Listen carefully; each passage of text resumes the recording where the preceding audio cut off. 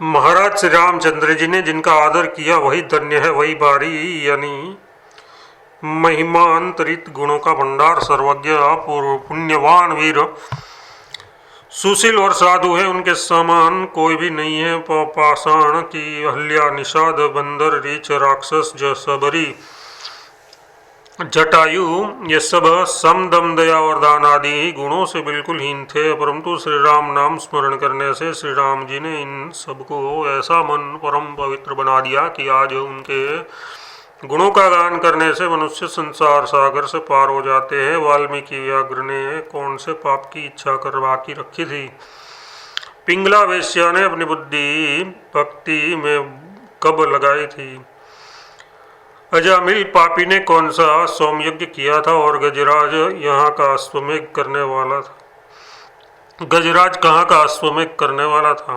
पांडवों, गोपियों, विदुर और कुब्जा ने पवित्रता का लेस भी नहीं था, परंतु आपने इन सबको पवित्र कर लिया।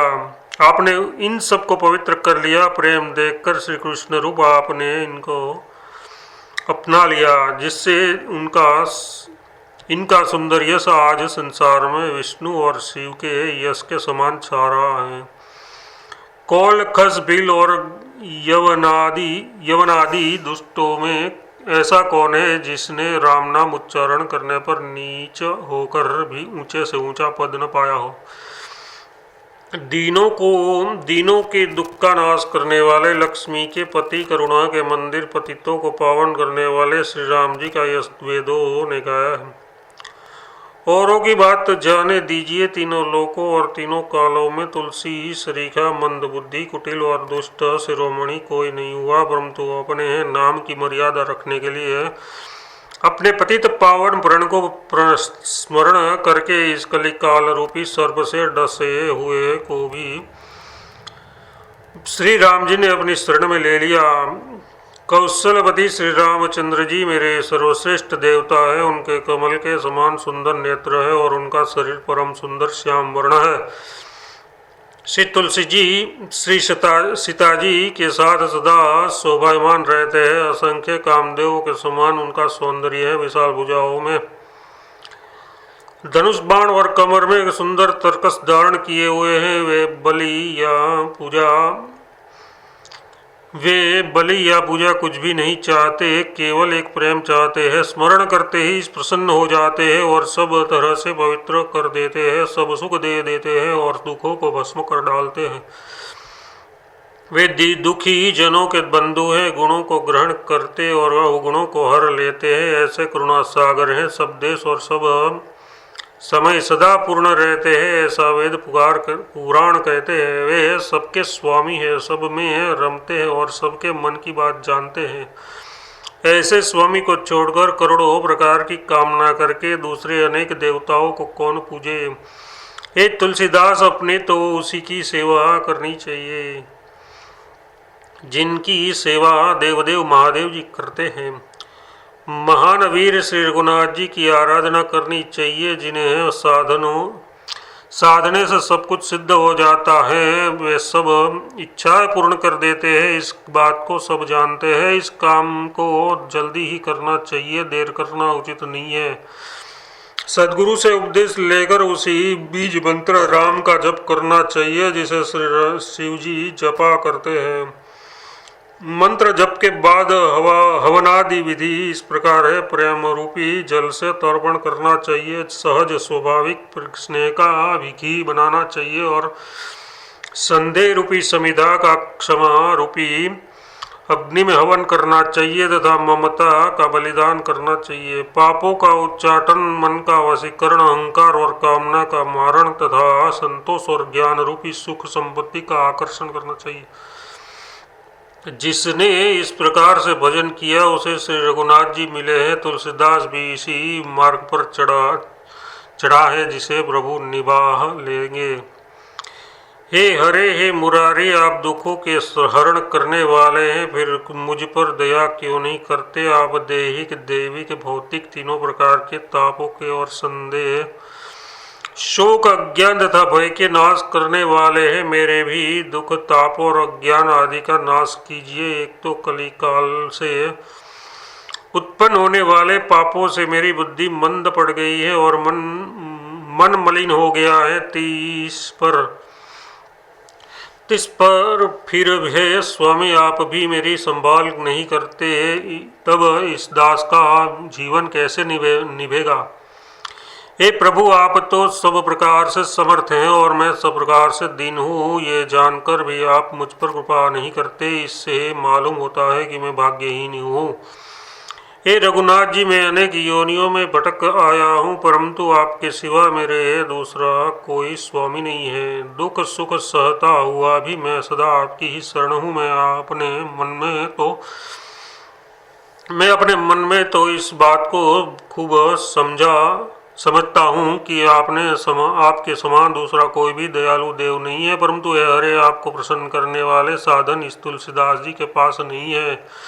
बिना ही साधन केवल शरणागति से ही आपको प्रसन्न होना पड़ेगा। हे कृपालु, कृपा निधान, इस संसार जनित भारी विपत्ति का दुखड़ा आपको छोड़कर और किसके सामने रो। इंद्रियां तो सब अपने अपने विषयों में आसक्त होकर उनके लिए व्याकुल हो रही है। ये तो सदा सुख संपत्ति और स्वर्ग नरक की उलझन में फंसी रहती है। पर हे हरे, मेरा ये अभागा मन भी आपको छोड़कर इन इंद्रियों का ही साथ दे रहा है। हे देव, मैं अत्यंत दीन दुखी हूँ। आपका दयालु नाम सुनकर मैंने आप में मन लगाया है। इतने पर भी हे रघुवीर, हे धीर, यदि आप मुझे पर दया नहीं करते तो मुझे कैसे दुख नहीं होगा। अवश्य ही मैं अपराधी का घर हूँ, परंतु मैं हे पुरारे, आप तो अपराध का विचार न करके दुखों का नाश ही करने वाले हैं। मुझे तुलसीदास को आपसे सदा यही आशा है, क्योंकि आप अब तक अनेक पतितों अपराधियों का उद्धार कर चुके हैं, इसलिए अब मेरा भी अवश्य करेंगे। हे केशव, क्या कहो, कुछ कहा नहीं जाता है। हरे, आपकी ये विचित्र रचना देखकर मन ही मन आपकी लीला समझकर रह जाता हूँ। कैसी अद्भुत लीला है। इस संसार रूपी चित्र को निराकार अव्यक्त चित्रकार सृष्टिकर्ता परमात्मा ने शून्य माया की दीवार पर बिना ही रंग के संकल्प से ही बना दिया। साधारण स्थूल चित्र तो धोने से मिट जाते हैं, परंतु यह महामायावी रचित माया चित्र किसी प्रकार धोने से नहीं मिटता। साधारण चित्र जड़ है, उसे मृत्यु का डर नहीं लगता, परंतु इसको मरण का भय बना हुआ है। साधारण चित्र देखने से सुख मिलता है, परंतु इस संसार रूपी भयानक चित्र की ओर देखने से दुख होता है।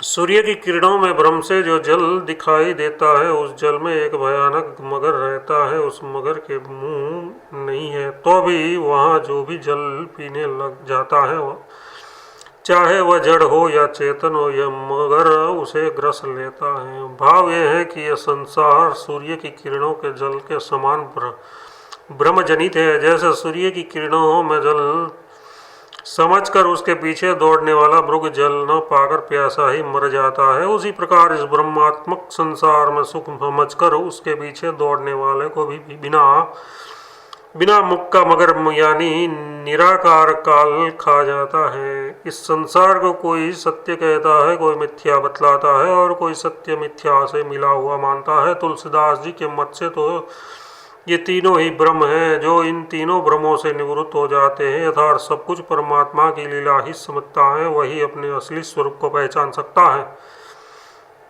हे केशव, हे स्वामी, ऐसा क्या कारण अपराध है जिस अपराध से आपने मुझे दुष्ट समझकर एक अनजान की तरह छोड़ दिया। यदि आप मुझे तो दुष्ट समझते हैं और जिसके कारण जिनके आचरण बड़े ही पवित्र हैं, जो कोमल हृदय संत है, उन्हीं को जानते हैं, उन्हीं को अपनाते हैं, तो फिर अजामिल, वाल्मीकि और गणिका का उद्धार क्यों किया? क्या उसने आपकी कोई खास रिश्तेदारी थी? हे हरे, जीव का काल, कर्म, सुगति दुर्गति सब कुछ आप ही के हाथ में है। अतः हे प्रभु, मेरी ममता का नाश कर कुछ ऐसा उपाय कीजिए जिससे मैं आपको भूलकर इधर उधर भटकता ना फिरूं। यदि आप मुझे छोड़ भी देंगे तो भी मैं तो मैं तो आप ही को भजूंगा, दूसरे किसी को अपना प्रभु नहीं कभी नहीं मानूंगा। ये मेरा अटल प्रण है। आप नरक या स्वर्ग में जहाँ कहीं भी भेजेंगे वहीं है रघुनाथ जी। मन वचन और कर्म से मैं आप ही की विनय करता रहूँगा। नाथ यद्यपि ये उचित नहीं है कि मैं प्रभु के साथ ऐसी ठिठाई करूं, परंतु रात दिन आपकी निष्ठुरता देखकर ये तुलसीदास बड़ा दुखी हो रहा है। इससे बांध्य होकर ऐसा कहना पड़ा। हे माधव, अब तुम किस कारण कृपा नहीं करते? तुम्हारा प्रण तो शरणागत का पालन करना है और मेरा प्रण तुम्हारे चरणारविंदों को देख देख कर ही जीना है। अभाव ये है कि जब मैं तुम्हारे चरण देखे बिना जीवन धारण नहीं कर सकता, तब तुम प्रणत पाल होकर भी मुझ पर कृपा क्यों नहीं करते? जब तक मैं दीन और तुम दयालु, मैं सेवक और तुम स्वामी नहीं बने थे, तब तक तो मैंने जो दुख सहे सो मैंने तुमसे नहीं कहे। यद्यपि तुम अंतर्यामी से सब जानते थे, किंतु अब तो तुम्हारा संबंध हो गया है। तुम दानी हो और मैं कंगाल हूँ, तुम पतित पावन हो और मैं पतित हूँ। वेद इस बात को गा रहे हैं। रघुनाथ जी, इस प्रकार मेरे तुम्हारे अनेक संबंध हैं, फिर भला तुम मुझे कैसे त्याग सकते हो? मेरे पिता माता गुरु भाई मित्र स्वामी और हर तरह से हितु तुम ही हो। अतः एवं कुछ ऐसा उपाय सोचो जिससे मैं द्वैत रूपी अंधेरे कुएं में न गिरूं। यथार्थ सर्वत्र केवल एक तुम्हें ही देखकर परमानंद में मग्न रहूं। हे कमल ने न सुनो, तुम्हारी अपार करुणा भवसागर के भारी भय से अवागमन से छुड़ा देने वाली है। नाथ तुलसीदास जी का अज्ञान रूपी अंधकार बिना तुम्हारे ज्ञान रूप प्रकाश के, बिना तुम्हारे दर्शन के किसी प्रकार भी नहीं टल सकता। अतः इसको तुम ही दूर करो। हे माधव, संसार में मेरे समान सब प्रकार से साधनहीन पापी, अति दीन और विषय भोगों में डूबा हुआ दूसरा कोई नहीं है, और तुम्हारे समान बिना ही कारण कृपा करने वाला, दिन दुखियों के हितार्थ सब कुछ त्याग करने वाला स्वामी कोई दूसरा नहीं है। भाव यह है कि दीनों के दुख दूर करने के लिए ही तुम वैकुंठ या सच्चिदानंद घन रूप छोड़कर धराधाम में मानव रूप से अवतीर्ण होते हो। इससे अधिक त्याग और क्या होगा? इतने पर भी मैं दुखी और शोक से व्याकुल हो रहा हूँ। हे कृपालो, किस कारण तुमको मुझ पर दया नहीं आती? मैं ये मानता हूँ कि इसमें तुम्हारा कुछ भी दोष नहीं है, सब मेरा ही अपराध है, क्योंकि तुमने मुझे जो ज्ञान का भंडार ये मनुष्य शरीर दिया, उसे पाकर भी मैंने तुम सरीखे प्रभु को आज तक नहीं पहचाना। बांस चंदन को और करील वसंत को वृथा ही दोष देते हैं। असल में दोनों हतभाग्य है। बांस में सार ही नहीं है, तब बेचारा चंदन उसमें सुगंध कहाँ से भर दे। इसी प्रकार करीली में पत्ते नहीं होते, फिर वसंत उसे कैसे हरा भरा कर देगा। वैसे ही मैं विवेकहीन और भक्ति शून्य कैसे तुम पर दोष लगा सकता हूँ। हे हरे, मैं सब प्रकार कठोर हूँ, पर तुम कोमल स्वभाव वाले हो। मैंने अपने मन में यह निश्चय रूप से विचार कर लिया है कि ये प्रभु, तुम तुलसीदास जी की मोहरूपी बेड़ी तुम्हारे ही छुड़ाने से छूट सकेगी, अन्यथा नहीं। हे माधव, मेरी ये मोह की फांसी कैसे टूटेगी? बाहर से चाहे करोड़ों साधन क्यों न किए जाए, उससे भीतर की अज्ञान की गांठ नहीं छूट सकती।